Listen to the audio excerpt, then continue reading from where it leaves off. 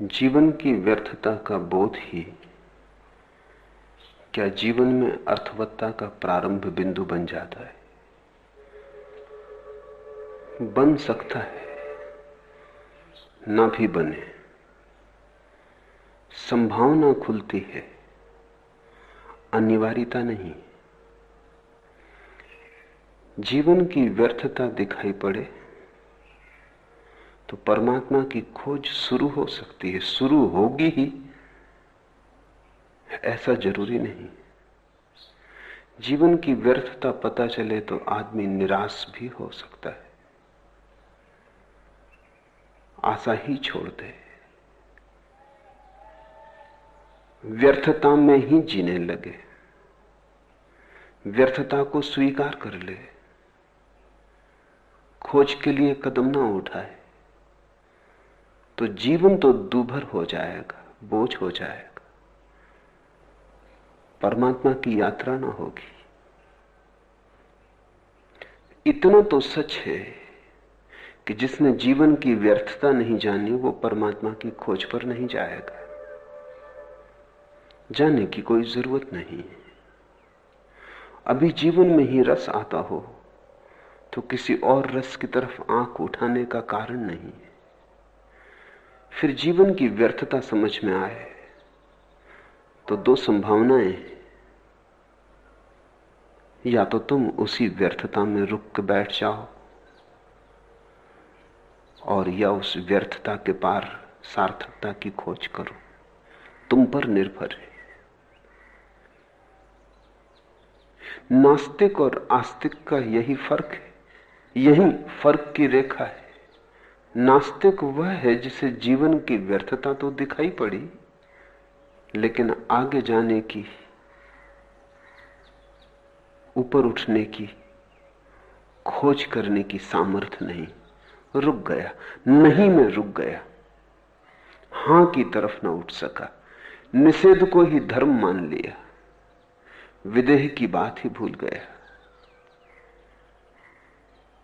आस्तिक नास्तिक से आगे जाता है। आस्तिक नास्तिक का विरोध नहीं, अतिक्रमण है। आस्तिक के जीवन में भी नास्तिकता का पड़ाव आता है लेकिन उस पर वो रुक नहीं जाता।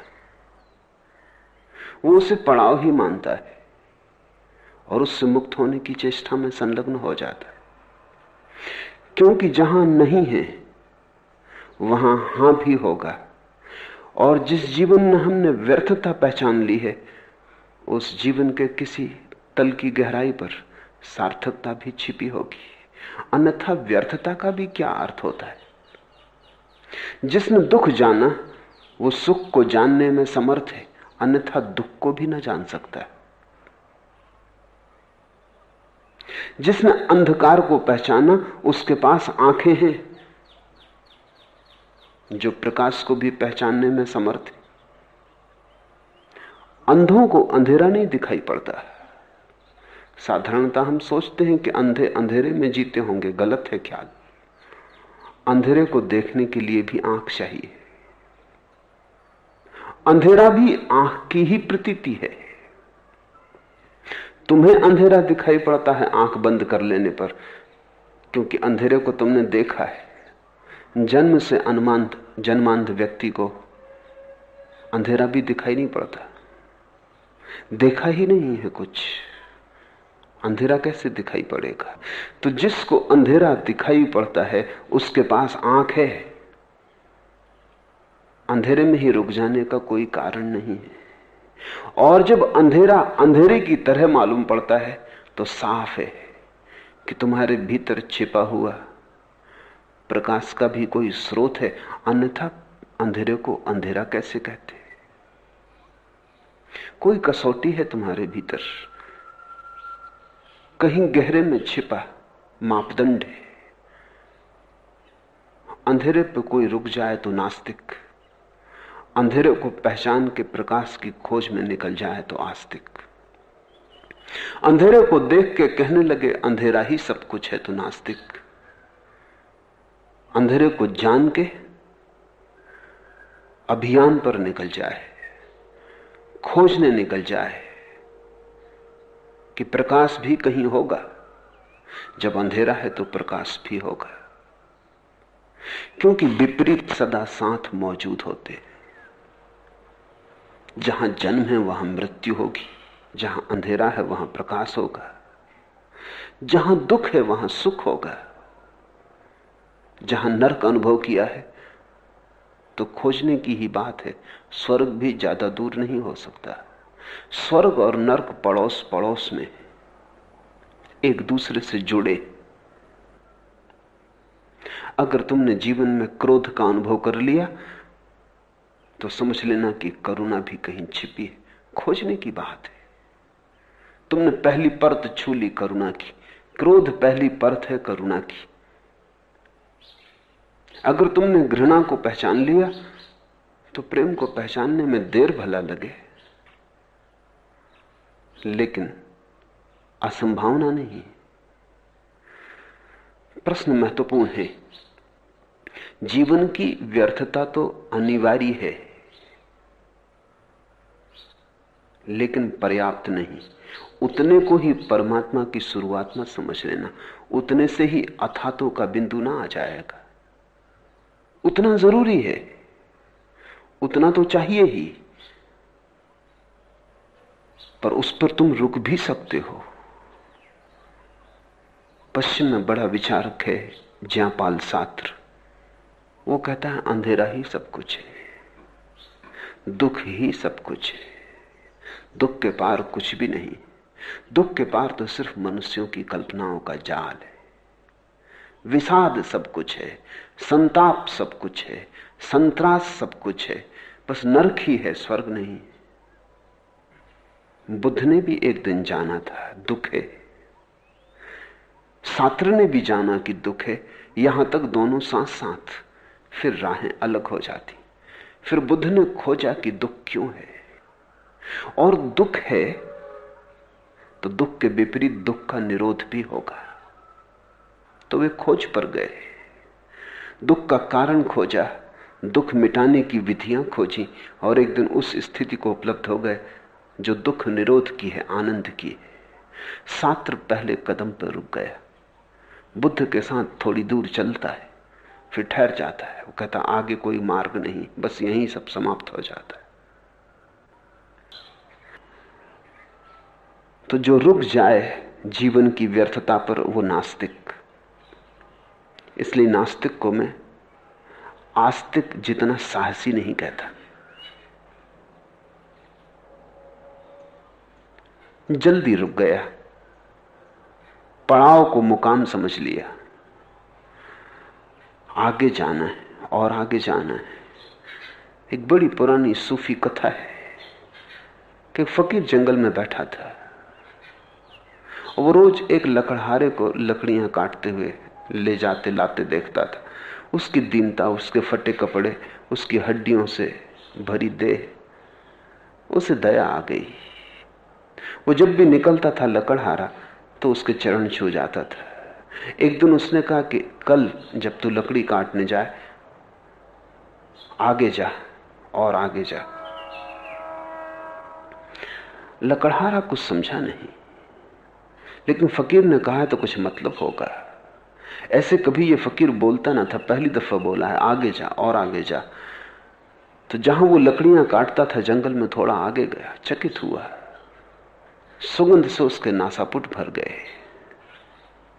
चंदन के वृक्ष थे, वहां तक वो कभी गया ही ना था। उसने चंदन की लकड़ियां काटी, चंदन को बेचा, तो उस रात खुशी में रोया, दुख में भी खुशी में भी, कि अगर यही लकड़ियां आप तक काट के बेची होती तो करोड़पति हो गया होता। पर अब गरीबी मिट गई। दूसरे दिन जब चंदन की लकड़ी फिर काट रहा था तो उसे ख्याल आया कि फकीर ने यह नहीं कहा था कि चंदन की लकड़ी तक जा, उसने कहा था और आगे और आगे। तो उसने चंदन की लकड़ियां ना काटी और आगे गया तो देखा कि चांदी की एक खदान। फिर तो उसके हाथ में सूत्र लग गया। फिर और आगे गया तो सोने की खदान। फिर और आगे गया तो हीरों की खदान पर पहुंच गया, और आगे, जब तक कि हीरों की खदान ना आ जाए उसको ही हम परमात्मा कहते। तुम लकड़हारों की तरह लकड़ियां ही बेच रहे हो, थोड़ी ही दूर आगे चंदन के वन है। तुम विचारों में ही उलझे हो, जहां लकड़ियां ही लकड़ियां हैं, बड़ी सस्ती उनकी कीमत है। थोड़े निर्विचार में चलो, चंदन के वन है, बड़ी सुगंध है वहां। और थोड़े गहरे चलो तो समाधि की खदानें, और गहरे चलो तो निर्बीज समाधि, निर्विकल्प समाधि की खदानें, और गहरे चलो तो स्वयं परमात्मा है। योगी कदम कदम जाता है, रुक रुक के जाता है, कई पड़ाव बनाता है। भक्त सीधा जाता है, नाचता हुआ जाता है, रुकता नहीं, पड़ाव भी नहीं बनाता, वो सीधा तल्लीनता में डूब जाता है। योगी से भी ज्यादा हिम्मत भक्त की है, नास्तिक से ज्यादा हिम्मत आस्तिक की है, योगी से भी ज्यादा हिम्मत भक्त की है। क्योंकि भक्ति सीढ़ियां भी नहीं बनाता, तो एक गहरी छलांग लेता है जिसमें अपने को डुबा देता है, मिटा देता है।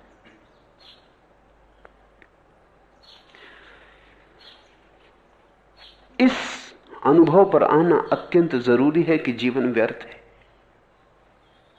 अंधेरी रात, तूफाने तलातुम, ना खुदा गाफिल, यह आलम है तो फिर किस कश्ती, सरे मौजे रवां कब तक। अंधेरी रात, सब तरफ अंधेरा है, कुछ सूझता नहीं, हाथ को हाथ नहीं सूझता। तूफाने तलातुम, बड़ी आंधियां हैं, बड़े तूफान हैं, सब उखड़ा जाता है, कुछ ठहरा नहीं मालूम पड़ता, बड़ी अराजकता है। ना खुदा गाफिल, और जिसके हाथ में कश्ती है, वो जो माछी है, वो सोया हुआ है, बेहोश है। यह आलम है, ऐसी हालत है, तो फिर किश्ती सरे मौजे रवां कब तक। तो इस किश्ती का भविष्य क्या है? ये नाव अब डूबी तब डूबी। इस नाव में आशा बांधनी उचित नहीं, इस नाव के साथ बंधे रहना उचित नहीं। लेकिन जाओगे कहां? भागोगे कहां? यही कश्ती तो जीवन है। तुम सोए हो मूर्छित, तूफान भयंकर है, अंधेरी रात है, डूबने के सिवाय कोई जगह दिखाई नहीं पड़ती। लेकिन डूबना दो ढंग का हो सकता है। एक, कश्ती डुबाए तब तुम डूबो, और एक कि कश्ती में बैठे बैठे तुम डूबने के लिए कोई सागर खोज लो। उस सागर को ही हम परमात्मा कहते हैं। अच्छा यकीन नहीं है तो कश्ती डुबो के देख, एक तू ही नाखुदा नहीं, जालिम खुदा भी है। तो फिर हिम्मत आ जाती है, फिर आदमी कहता है कि ठीक, तो अगर माझी तू चाहता ही है कि कश्ती डुबानी है तो डुबा के देख। तू ही अकेला नहीं है माझी, तुझसे ऊपर खुदा भी है। एक तू ही नाखुदा नहीं, जालिम खुदा भी है।